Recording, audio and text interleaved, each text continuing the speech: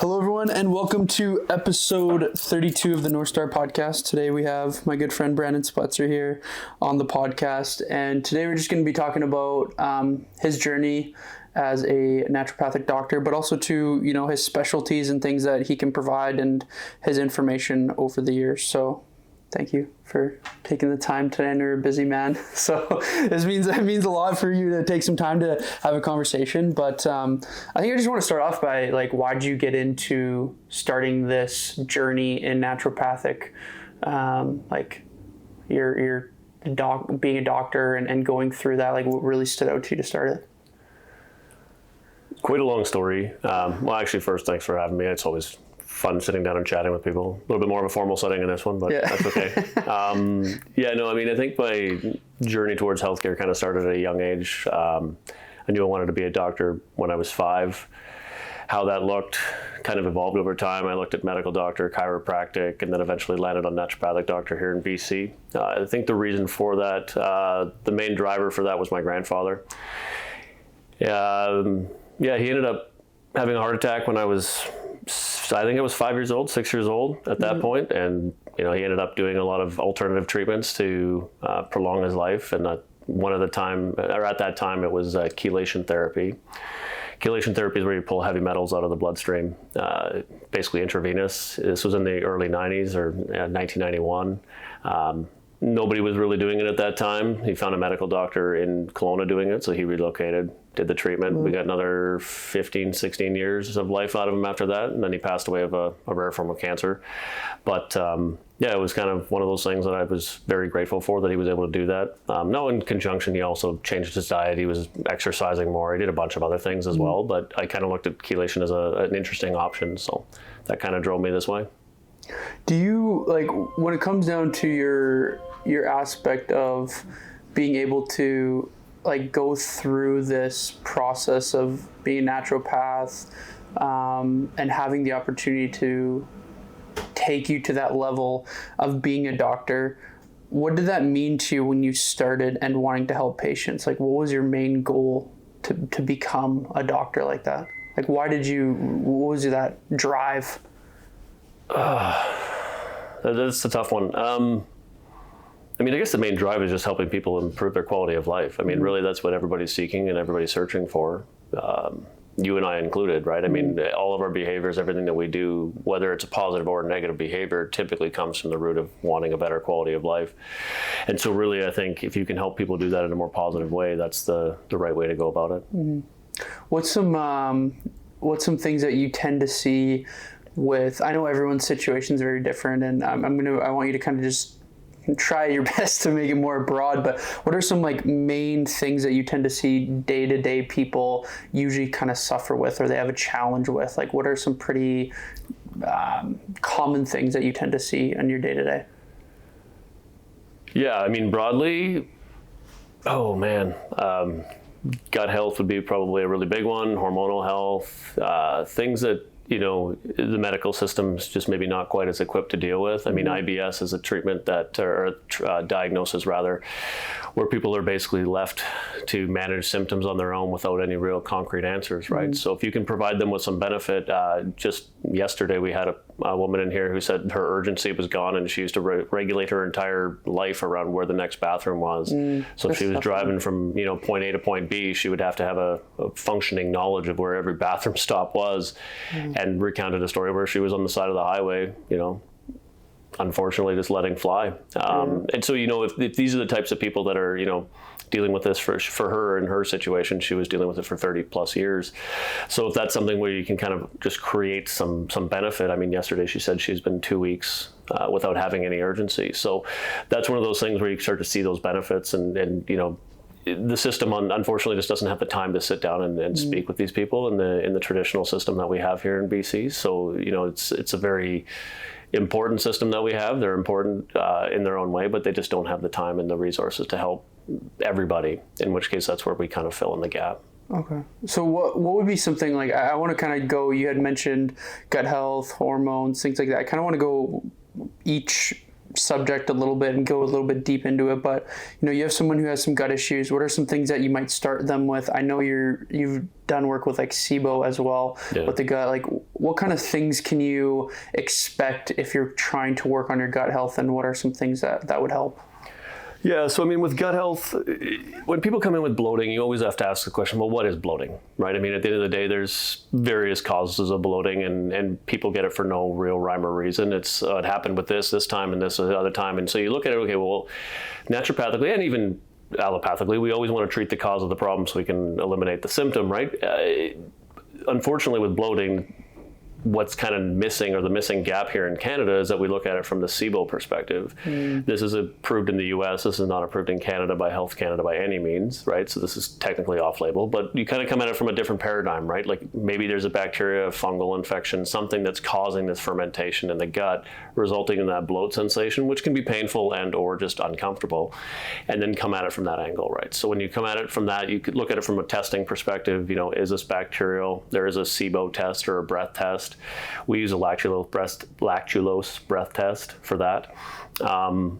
There's no real great test for small intestinal fungal overgrowth or parasites or anything. The only way to test for those things is stool testing, looking for these things coming out to see if they're there. Same thing with the parasites. We look for eggs, right, to see if there's any eggs coming out. So, I mean, we kind of come at it from the angle that bacteria is the most common problem, or an imbalance in the biome is the most common problem. Whether that's a bacteria only or a bacterial fungal imbalance, we kind of look at it from those angles and proceed from there. How would something like that come into someone's life? Like, how would they either get a parasite or have bacterial overgrowth? Like, how does that usually happen? Well, parasites usually exposure to something. Just food or environment, or eating bad sushi, for example, or going to Mexico and drinking the water or whatever. Yeah, I mean, I got salmonella poisoning in Thailand, 2009, right? It went to an Irish pub on St. Patty's Day. Don't eat the coleslaw. At the end of the day, it was one of those things, right? We get exposed to countless things every day, and your immune system's there to try and catch as many things as possible, but you can't always catch everything, right? So things can get in. From a SIBO perspective specifically, or a motility is usually the biggest issue, right? So that's where we kind of look at the hormonal side, which might be a good segue into that piece next. But you look at it from the stress perspective. If you're trying to fight a lion, you're not digesting your food. And so when you're dealing with a constant stressor in life, whether it's a real lion or hopefully not, or something more perceived stress, whether it's financial, relationship, kids, exactly. You're kind of coming at it from that same perspective in the brain where fight or flight is activated. And when fight or flight's activated, you're not digesting, you're not moving food through. Humans, we don't really think about it, but when you swallow something, you basically, as soon as it gets to the back of your throat, you make that motion. I don't have to think about the rest of that process. It just happens naturally, which falls under my autonomic nervous system. The autonomic nervous system shifts during moments of stress or fight or flight into this, I have to survive first, digestion is second, right? Resting is second. Like you're not able to fight the lion and digest your food, right? So at the end of the day, it kind of comes out from that stress perspective and shutting down motility. And if you shut down your motility process, bacteria, fungi, whatever, they have more time to digest and consume those nutrients and create more gas and bloating in people, which is where the stress IBS connection really kind of comes in. And the stress kind of related, obviously that's person to person. Is there anything that you can do either treatment-wise that can help reduce that stress or help things just kind of move a little bit easier? Or is there not really? There's no cure for stress, right? I mean, there's things that can help that you can do here that... Yeah, I mean, whether it's helping support their hormonal system to manage stress better. I mean, really, it always comes down to management, right? Yeah. Like, obviously, if someone's dealing with a spousal separation, I can't fix that. If someone's dealing with a bankruptcy, I can't fix that. Like, here, let me go with some NAD and just... Yeah, exactly. Here's a B12 shot, everybody. That kind of stuff doesn't fix it, right? So it's all about management. And if we can manage their stress more effectively or help them deal with things, and I mean, sometimes, too, there are modifiable stressors. You can fix them. And sometimes they're non-modifiable, and we just have to help the body cope and get through it. Everybody probably realizes we all deal with a certain amount of stress, and like you said, it's perceived, right? So it's helping the brain understand, is this actually a fight or flight situation or not? And whether we do that behaviorally and helping people just talk it out, whether we do that with hormonal support, however we do that, kind of work on that aspect for sure. And you were mentioning hormonal and the stress kind of related to hormonal stress and being able to help with that as well. What does that kind of look like then for someone? Like, what would be some markers that you would see that you're like, oh wow, this, you need to take this, or you need to start to change this part of it to be able to manage a little bit of stress easier? You look at the responses, right? There's no way to gauge stress, right? It's always perceived. It's more of an input-output situation, right? No one's going to look at you funny, right? If you open a door and there's a lion standing on the other side, you can start throwing things, kicking, punching. No one's going to look at you and think that you've lost your mind. If you open the door and there's a small kitten there and you do the same thing, it's a completely different situation. So the output based on the input is kind of how we look at this. So to try and help gauge it, if someone says they overreact in situations, they get cut off, they start honking, swearing, throwing things, right, following somebody, that's over the line. So why are they doing that? The person's not an existential threat, or the situation's not an existential threat. Why are they acting as such, right? So that's kind of how we gauge it. And if that's the case, we start looking at hormones. We can do testing for that. We can look at it from that perspective first.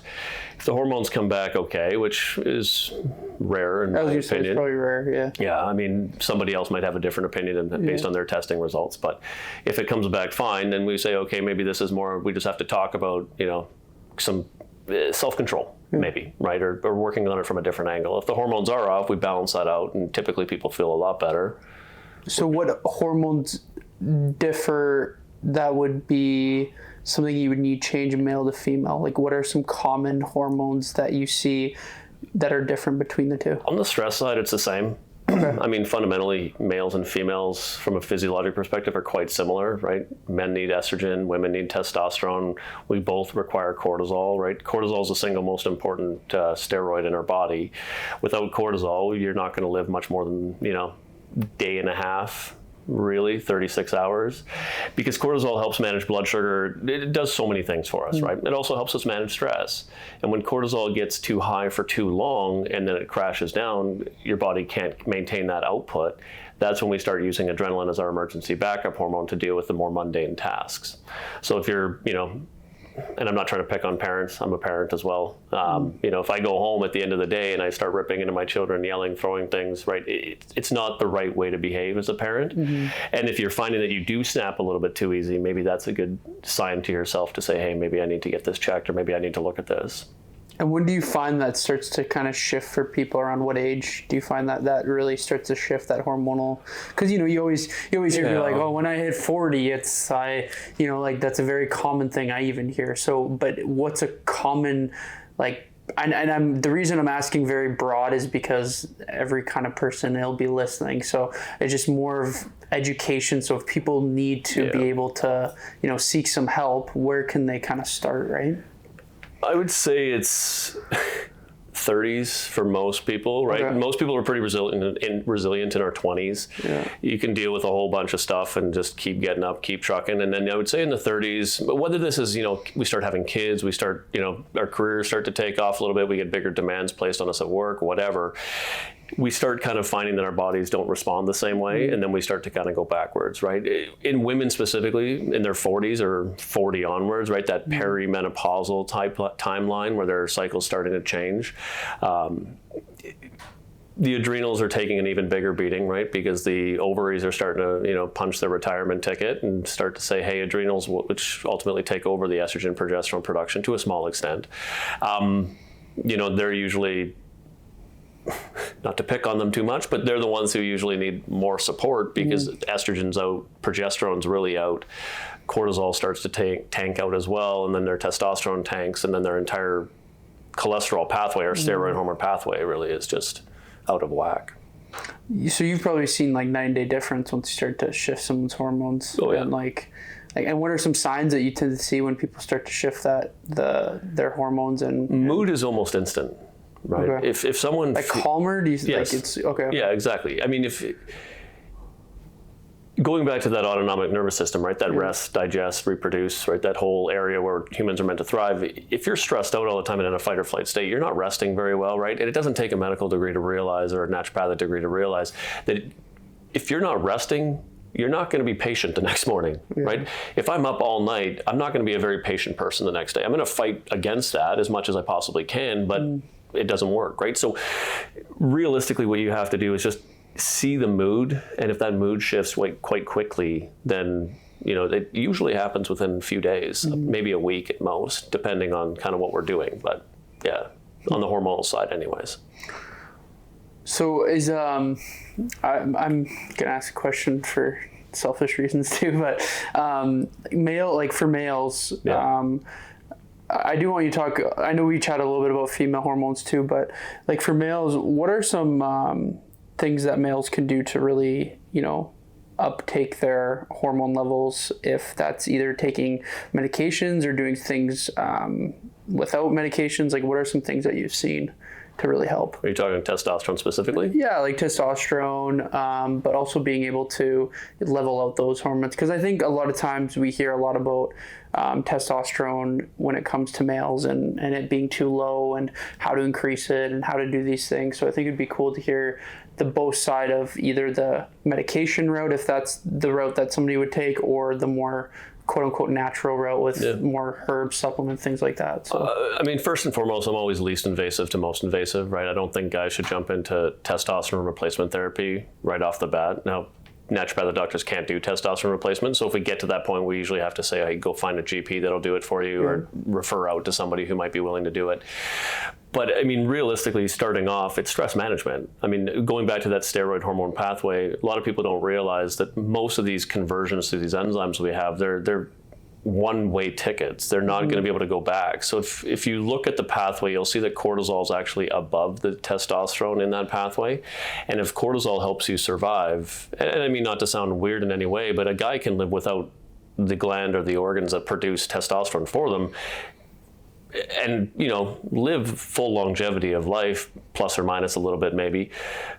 But the downside to that is their quality of life is going to be in the tank, right? So if you can get the cortisol supported, if you get their cortisol levels to an adequate, reasonable number, they're going to have a greater amount of resources to actually convert downstream into testosterone. So stress management is definitely number one, just purely from a behavioral standpoint. So working on stress is important.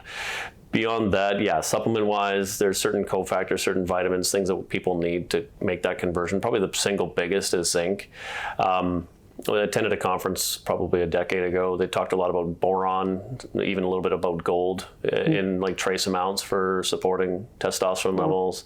And then I would also argue just, general nutrition for protein, right? Like making sure you have adequate amounts of those things in your body to help your body actually produce what it needs to produce. Well, I think you said you mentioned cortisol, and I think a lot of people hear cortisol and they think very negative about cortisol. It's very common. That's a very common. I really want you to chat about that, because I want you to. I know we have chatted a little bit, but like go into more depth of why cortisol can actually be beneficial, but also to why the stigma of it is so prevalent in our day to day. When we think about cortisol, we think about stress. It's a stress hormone. And that's not wrong. Okay. So we have this negative connotation of stress. Stress is bad, relaxation good, right? It's very black and white, this relationship we have with it. So we think cortisol must be therefore bad.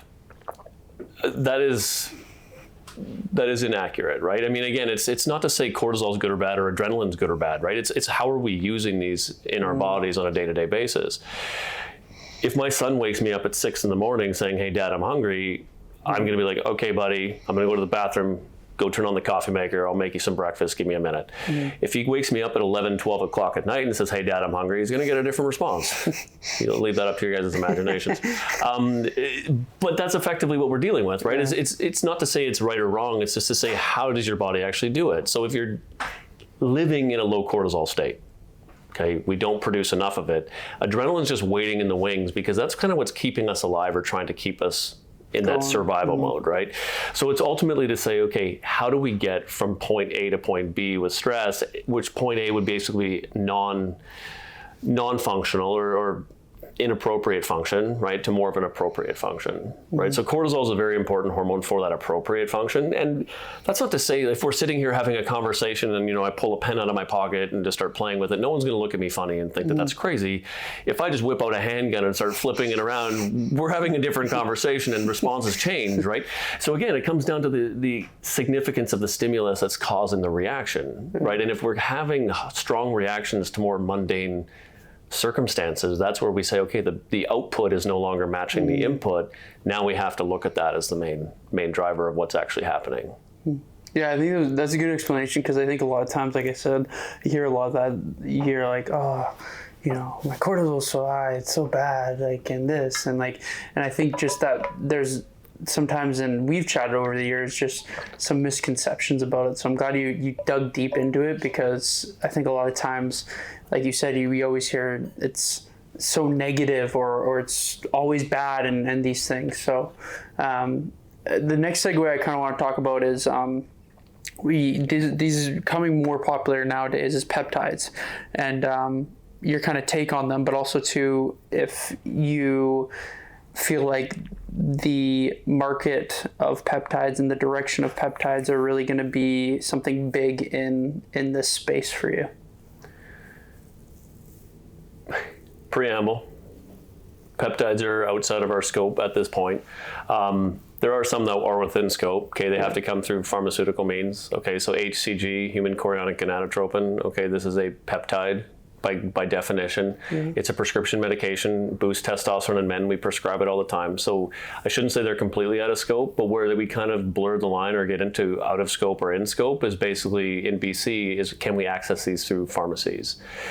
There's a lot of underground places you can buy these things online, right? Somebody knows somebody, that's all fine. The problem is do you fully trust what's in that product? It's not just baking soda, or is it 50% baking soda, 50% of what you're actually hoping to get. So you can't necessarily know for sure the dosing is appropriate. So that's where we have to be careful with that kind of stuff. And oftentimes these products will, say for research purposes only on them, because at the end of the day that they're trying to cover their rear end too. They don't want to get, nailed on something either. So they put that on there just to cover their rears. But peptides are very cool. I think they're very promising. And I think some of the more interesting ones right now that are making the way out, BPC 157, a lot of people know about that one already, but we just had a pharmacy that was producing it pull out of making it. Not too sure exactly the reasons why, but that happened a couple weeks ago. So we were actually prescribing it for patients here for a little while we were able to actually access it. As soon as they said they were no longer able to do it, we obviously stopped sending prescriptions for that, and we had to cancel all the ones that hadn't been filled yet. Patients were a little frustrated, obviously, but that is what it is, right? It always comes down to safety. Safety needs to be the number one. Ozempic is a peptide. Okay, the new one, Mounjaro or tirzepatide, that's a peptide. I believe the company that produces Mounjaro, Eli Lilly, they're working on a few other products right now. It's growing into this massive industry, and I think that industry is going to be a huge one going forward, because these peptides are great, not only for weight loss but also for alcohol use disorders going down with these drugs. The cravings, for sugar, that's going down with these drugs. And again, you don't need to go crazy high on your dosing. You can get pretty good results from pretty low doses. And so these are all, again, pharmaceuticals. So, we can talk about them, we can prescribe them, we can help patients with those things. But at the end of the day, there's a lot of really cool ones out there that I would love to learn more about, and that have access in the States, where you might get a little bit more access to 100% pure and clean pharmaceutical grade peptides. Why do you think they're becoming more popular?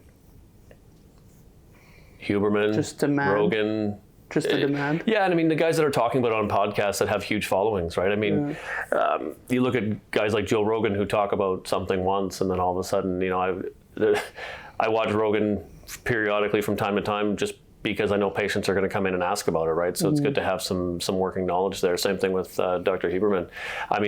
They're brilliant guys. They're very critical, very analytical, and you can learn a lot from them, right? So this information is being spread at a much higher rate. So that's why I think the demand is going up, because people are hearing about it. They want to try it. And so then I had someone email me yesterday asking about, 4 different peptides and where to get them and and I had to tell her, sorry, none of these are okay other than the BPC, which just got stopped. So, it's just awareness, I guess. As awareness grows, demand will grow. What are some maybe some positives or either misconceptions of peptides that you've heard kind of rolling around, and what are some that might be something that would be of use? So like, let's say you had mentioned BPC, like what would be a good thing about BPC for someone that is taking it? And, what would be something good about the tirzepatide or the semaglutide that you had mentioned? Like what are some benefits and stuff that you can see with that stuff?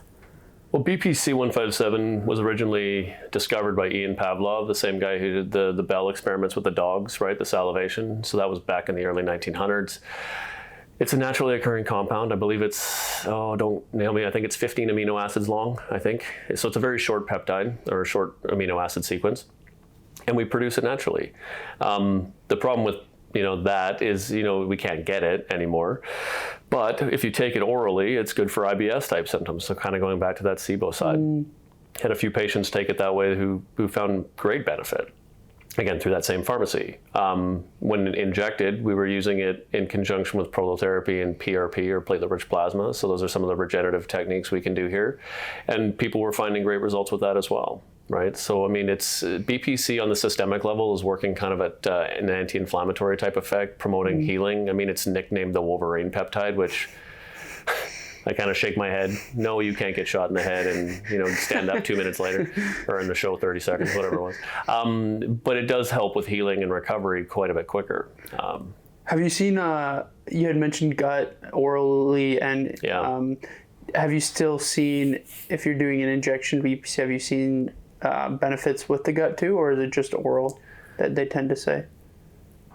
Generally, when we're injecting it, people have bigger problems in their gut. Right, like they're dealing with, say, like a lingering knee or back injury or something. So you'd say more that's kind of tailored to more injury? Yeah. Okay. Yeah, and I mean, the nice thing about that one is it was systemic, right? So people could self-administer subcutaneously in their abdomen, and it would facilitate change in the low back, or it would help the ankle or whatever, right? So you didn't have to be locally injecting, which was really cool about that one. Okay. Is there any, and then about semaglutide, tirzepatide, what are some, I think, misconceptions that you've heard about it, but also what are some benefits that you've heard as well? Well, I mean, semaglutide is a high side effect profile, I guess you could say, specifically with nausea, right? A lot of people report nausea with that drug. Tirzepatide's better in that respect. I believe it's about 4 times less nausea in that one than in the semaglutide. Now, that one's not necessarily approved for weight loss or anything like that here in Canada yet, and they're still running the trials and all that kind of stuff. So we can't go too far into that, but I mean, from a weight loss perspective, the GLP-1s are pretty cool. I mean, they increase fatty acid release into the bloodstream so you can utilize them better. Tirzepatide, or the Mounjaro, also helps with ultimately its GIP, which is basically a different receptor in the gut that delays gastric motility. So you get basically better absorption of nutrients. So there's some cool stuff out there about that. Now, we just have to be looking at it from different angles and saying what's the best thing for the person, and that's where we kind of naturopathically talk to them about these things, and that might not be a good option for someone, right? They might not want to do it that way, and that's fine, right? And the negative rap really comes from the semaglutide or the Ozempic, because everybody and their dog in the States was using it for a while, and they overused it, right? And then you see people getting kind of gaunt in the face and losing too much weight, and it's like, at what point is this healthy and what point is this not, right? I mean, if you have someone that's 50 pounds overweight, cancer survivor, high risk of recurring cancer, high blood pressure, chronic pain because in their low back because of that abdominal weight, and then you help them lose that 50, 60 pounds. The pain goes away, the cardiovascular risk decreases. I'm not going to say eliminates, but it goes down because there's less blood vessels to feed and less pressure on the heart, right? Risk of cancer goes down with the less adipose tissue, specifically in the abdomen, right? There's a lot of advantages to using these things, but again, it's not just using them indefinitely. It's, again, going back to that lowest possible dose for the shortest period of time possible to improve quality of life. I mean, that's kind of the guiding principle. I look through everything. That lens is everything for me. So what do you see the direction of peptides, especially, I guess, even out here? Oh, it's going to keep growing, I'm sure. Yeah, I don't think it's going away. I mean, genie's out of the bottle and people are using them, even though they probably shouldn't be using the ones that they're accessing.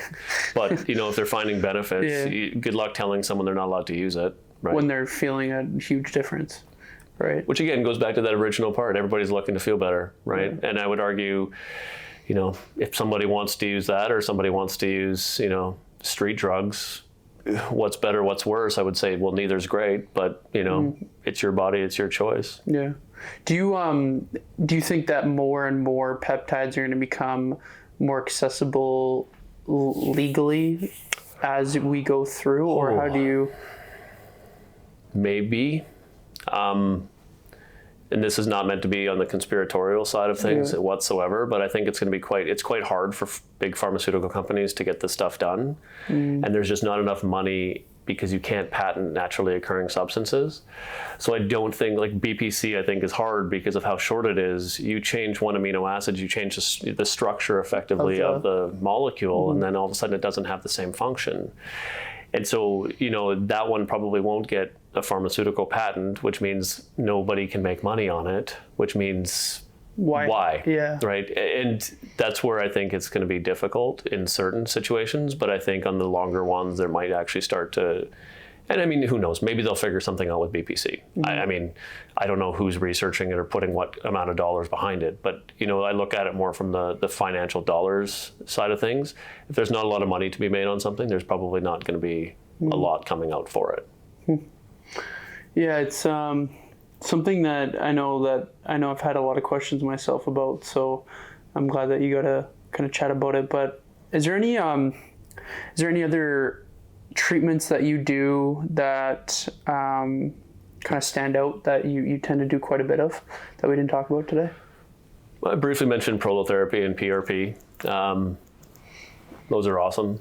And what can you go into details about those? Prolotherapy is essentially a dextrose solution that we inject into tendons and ligaments kind of around the enthesis of the bone, which is ultimately where a lot of our chronic pain comes from. It just essentially helps reset the inflammatory process to try and help your body recover. PRP is kind of taking it another step forward. So PRP effectively is when you take blood out of someone, spin it down, and isolate out the platelet-rich component, or where all the growth factors are, and inject that back into the same areas.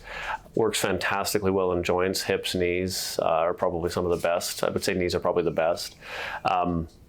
Work great on pain. I can't say you're not going to regrow an ACL using PRP, obviously. Hopefully that goes without saying. But like if you have some damage in the knee of the cartilage, or you've got pain in the joint, there's been a lot of research done on pain scores improving after PRP. Whether or not that it translated to an improvement in meniscus thickness is a whole nother story. But again, from a quality of life standpoint, and pain, right? Pain is one of the biggest decreasers of our quality of life. So yeah, PRP, platelet-rich plasma, absolutely awesome. Beyond that, stem cells, right? A lot of my patients go to the States for that because we're not allowed to do that up here. Stem cell therapy is not allowed under Health Canada's rules. Exosomes, I'm getting a lot of questions about exosomes right now. What's exosomes?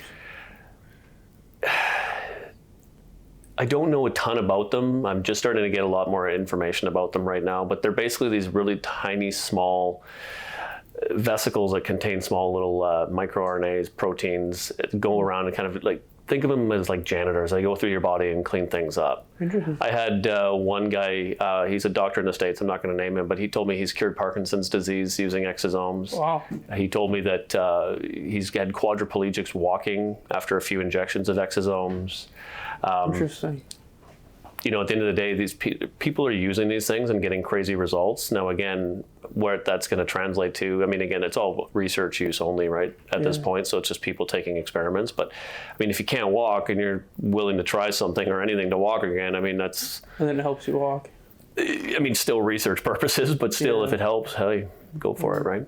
So going back to PRP, how many sessions do you tend to see that somebody needs to take of PRP? Like how many? Depends on the severity of the injury, right? If we're talking like advanced arthritis, you might need 1 or 2 shots a year. Okay. If we're talking about like an acute injury, maybe 1, right? Prolotherapy, when we were trained, they said, bank on 6.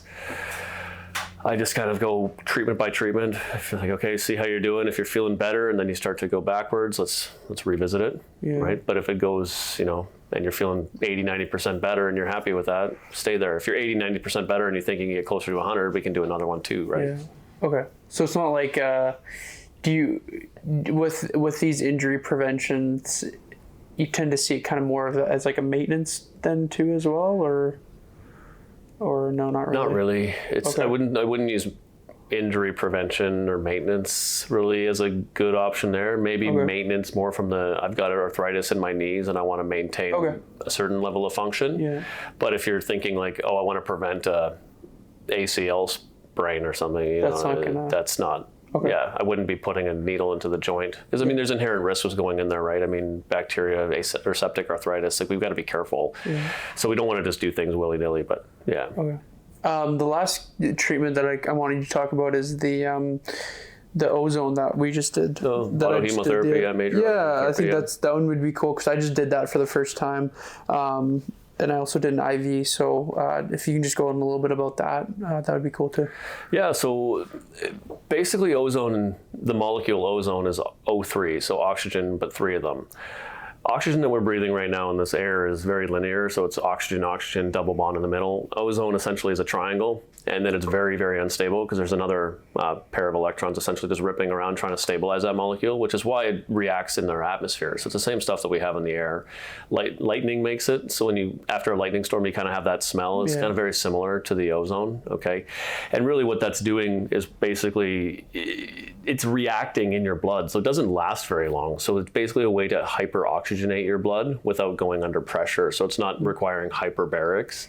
Now you can't get the same level of oxygenation with the ozone or autohemotherapy that you could with hyperbarics, but hyperbarics are restricted in Canada to my understanding now.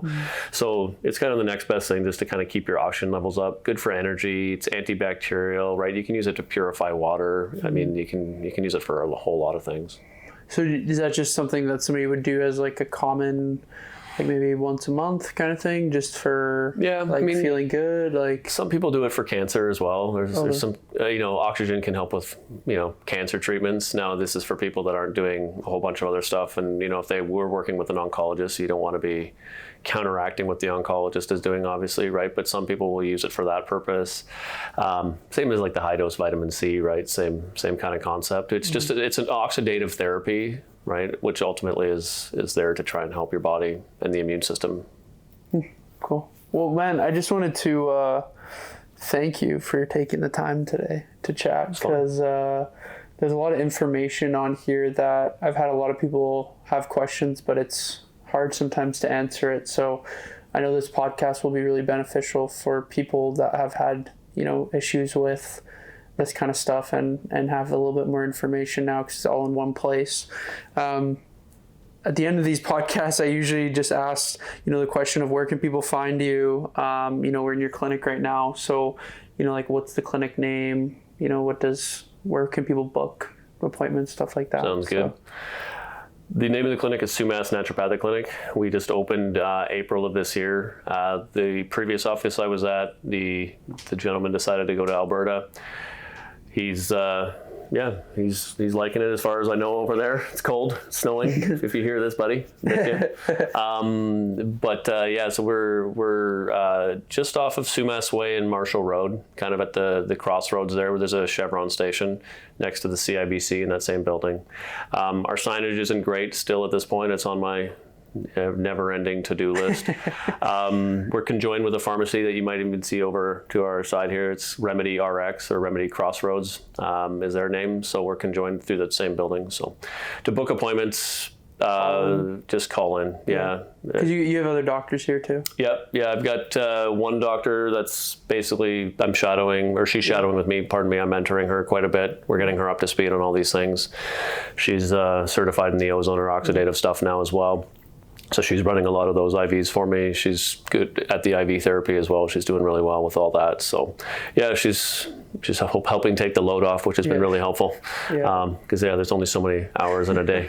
Well, I know we're really busy, so I think that's one thing is, that you were mentioning to me too. It's tough to be able to get to see everyone when you're in so high demand. So yeah, the wait list right now is pretty long, and it's only getting longer. We're going to have to start restricting new patient visits for the next little while on my end anyways, just because for the current patients, it's just not feasible to have them waiting 4 to 6 weeks to get in. So I mean, at least on the advantage with the other doctor in the office, we can, if she has any questions or if something's just a little bit over her head or she's unsure, she can ask me pretty quick. And then she's got the functioning knowledge to get that pretty quick and then apply it really quick. So she's able to kind of pivot really quickly with people. So yeah, she's really close. She's been here almost since the beginning of this. She started with me at the other place, just kind of shadowing a little bit. And so yeah, she's awesome. Awesome, man. Well, thank you so much. I'm just going to do a little outro, but I appreciate everything and your time. I know you're a busy man, so I know we've been trying to make this work for a while, so I'm happy that... Since we came here. Yeah, so I'm happy. About 7-8 months. Yeah, so I'm happy we finally got to make it work, but I just also want to thank everyone for listening to episode 32 of the North Star Podcast